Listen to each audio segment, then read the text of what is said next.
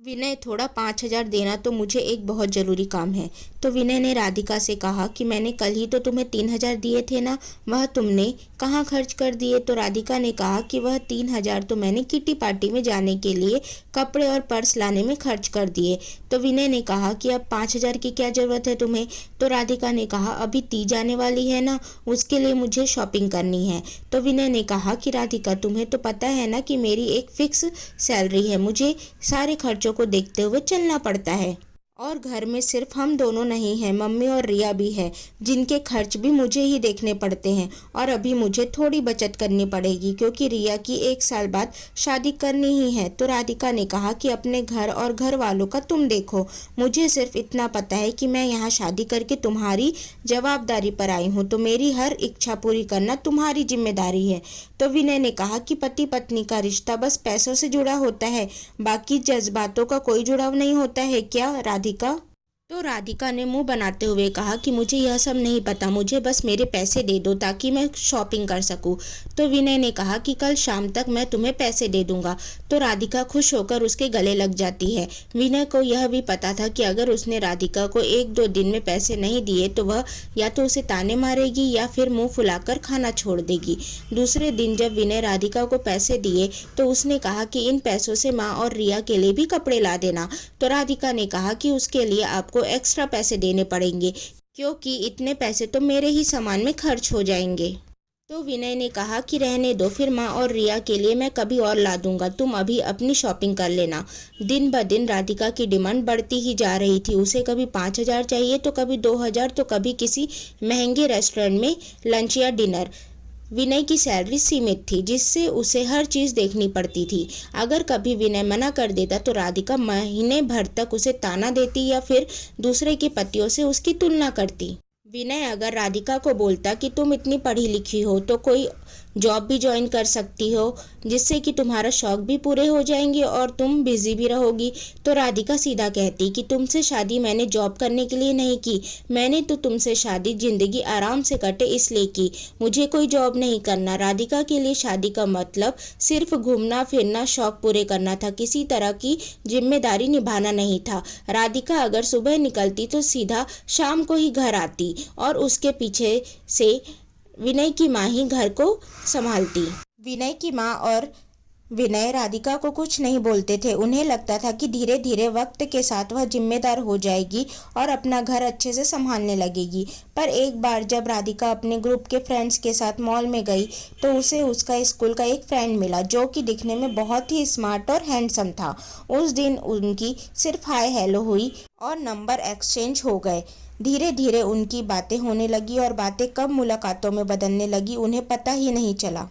राधिका को विनय से कोई खास लगाव तो था नहीं और उनके रिश्ते में तो प्यार बिल्कुल भी नहीं था। राधिका को जब पैसे की जरूरत होती तब वह विनय से प्यार से बात करती, वरना बाकी समय तो वह उससे गुस्सा ही रहती या फिर उसे ताने देती।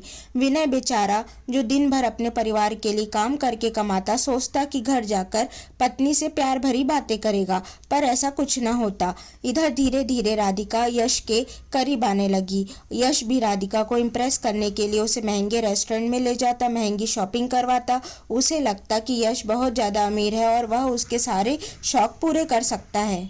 अब राधिका हर बात में विनय और यश को कंपेयर करने लगी, चाहे वह लुक्स के मामले में हो या फिर पैसे के मामले में। अब तो वह विनय से और ज्यादा उखड़ी उखड़ी रहने लगी। अब वह विनय के साथ नहीं रहना चाहती थी तो वह विनय से अलग होने के बहाने खोजने लगी। वह रोज विनय को किसी न किसी बात पर ताना देती या फिर यह कहती कि अगर तुम्हारी औकात नहीं थी मेरे शौक पूरे करने की तो तुम मुझसे शादी ही क्यों की, और यह कहती कि जाकर देखो मेरी फ्रेंड्स के हस्बैंड को, वह उसको किस तरह रखते हैं। पर विनय हर बात को इग्नोर करते हुए हर बार उससे प्यार से बात करता। एक बार तो हद हो गई। राधिका ने कहा कि मुझे अपने ग्रुप के फ्रेंड्स के साथ गोवा जाना है तो मुझे 50,000 रुपये चाहिए। तो विनय ने कहा कि राधिका तुम्हारा जाना जरूरी है, तुम जब भी मुझे जितने पैसे मांगती हो मैं तुम्हें दे देता हूँ, पर इस बार मैं इतनी बड़ी राशि तुमको नहीं दे सकता क्योंकि तुम्हें देने के लिए मेरे पास भी तो होना चाहिए ना, जो कि मेरे पास है ही नहीं। राधिका यह बात अच्छी तरह से जानती थी कि विनय के पास इतने पैसे नहीं हैं। राधिका तो बस बहाने ही ढूंढ रही थी विनय से अलग होने के लिए, जो कि उसे मिल गया। जब विनय ने पैसा नहीं दिया तो राधिका ने सीधा कहा कि नहीं, मुझे तुमसे तलाक चाहिए। मुझे नहीं जीना तुम्हारे साथ ऐसे गरीबों वाली ज़िंदगी, जहाँ हर चीज़ों में कंजूसी हो, हर चीज़ों में सिर्फ़ और सिर्फ़ पैसे की बचत का पाठ पढ़ाया जाए। मुझे एक अच्छी ज़िंदगी चाहिए, जो कि मुझे तुम्हारे साथ तो मिलेगी नहीं। इससे अच्छा है कि मैं अकेले ही रहकर अपनी ज़िंदगी मज़े से गुजारूँ। भी तुम्हारी इतनी सारी डिमांड पूरी नहीं कर सकता, क्योंकि मैं एक मिडिल क्लास आदमी हूँ। मेरे ऊपर भी बहुत सी जिम्मेदारी है, तो हमारा अलग होना ही बेहतर है। दूसरे ही दिन विनय ने डाइवोर्स के पेपर्स रेडी करवा दिए। जब कोर्ट में जज ने राधिका से पूछा कि तुम्हें अलग क्यों होना है, तो उसने फिर वही सब कहा जो वह हमेशा विनय से कहते आई है। तो जज ने राधिका से कहा कि तुम खुद काम करके भी तो अपने शौक पूरे कर सकती हो। तो राधिका ने मना कर दिया और उसने कहा कि जज साहब, मुझे इस आदमी से डाइवोर्स चाहिए ही। जज ने जब विनय से पूछा कि तुम्हें भी राधिका से डाइवोर्स चाहिए, तो विनय ने कहा कि हाँ सर, मैं इसकी इतनी सारी डिमांड पूरी नहीं कर सकता। मैं एक मिडिल क्लास आदमी हूँ। तो जज ने दोनों की अर्जी स्वीकार कर ली। पर जज ने राधिका को कहा कि तुमने जो 25 लाख की मांग की है, वह विनय की सैलरी के हिसाब से बहुत ज़्यादा है, तो मैं बस तुम्हें 4 लाख ही दिलवा सकता हूँ। राधिका ने इसके लिए भी ऑब्जेक्शन उठाया, पर जज ने उसकी बातों को सीधा खारिज कर दिया और सिर्फ विनय को 4 लाख देने को कहा। विनय के लिए 4 लाख भी बहुत बड़ी रकम थी, फिर भी उसने कैसे भी मैनेज करके राधिका को पैसे दे दिए। इधर राधिका ने अपने पेरेंट्स को भी अपने झूठे आंसू दिखाकर विनय को गलत साबित कर दिया था। अब राधिका पूरी तरह से आज़ाद थी। वह अब यश से शादी करना चाहती थी, पर यश ने राधिका को अपने प्यार भरी बातों में फंसाकर उसे उसके 4 लाख ऐंठ लिए और बाद में उसने शादी से भी इनकार कर दिया और कहा कि मैं एक डिवोर्सी से शादी करूँगा। तुम्हें ऐसा लगता है? राधिका ने उसे बहुत समझाया, उससे बहुत लड़ाई की, पर यश दूसरे दिन ही शहर छोड़कर चला गया। उसने अपना नंबर भी चेंज कर दिया। इधर विनय राधिका के चले जाने से दुखी रहने लगा। भले ही राधिका के मन में विनय के लिए कुछ न था, पर विनय तो राधिका से प्यार करता था। विनय की ऐसी हालत देखकर विनय की माँ ने विनय से शादी के लिए कहा, तो विनय ने कहा कि माँ, मुझे शादी नहीं करनी है। माँ के बहुत समझाने पर विनय दूसरी शादी के लिए तैयार हो गया, पर उसने एक शर्त रखी कि पहले रिया की शादी होगी, उसके बाद मैं अपनी शादी कर लूँगा, वह भी एकदम सादे ढंग से। तो विनय की माँ ने सहमति जताई। विनय की माँ ने विनय से कहा कि बेटा, अब मुझे तेरे लिए एक ऐसी लड़की चाहिए जो पढ़ी लिखी हो, पर उसमें संस्कार भी हो, उसमें घमंड ना हो और जो परिवार को साथ लेकर चले। भले ही वह गरीब घर की हो, पर घर कैसे चलाया जाता है जिसे आए। कुछ दिनों बाद रिया की शादी होने पर विनय की माँ को सुरभि एक रिश्तेदार की शादी में मिली। उन्हें वह पहली नज़र में ही पसंद आ गई। हालांकि उसके माँ बाप थोड़े गरीब थे, पर लड़की संस्कारी थी। वह जैसी बहू चाहती थी, सुरभि बिल्कुल वैसी थी।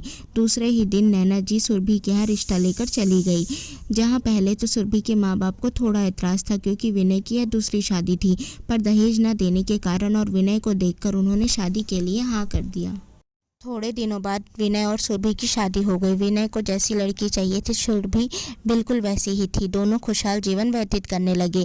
इधर यश के भाग जाने से राधिका डिप्रेशन में चली गई। अब वह हर पल विनय को और उसके प्यार और अपनेपन को याद करती रहती। शायद यह उसके ही कर्मों का फल था जो अब वह भुगत रही थी। सो दोस्तों, अगर आपको यह कहानी पसंद आए तो प्लीज़ इस कहानी को लाइक करें, शेयर करें और चैनल को सब्सक्राइब करें।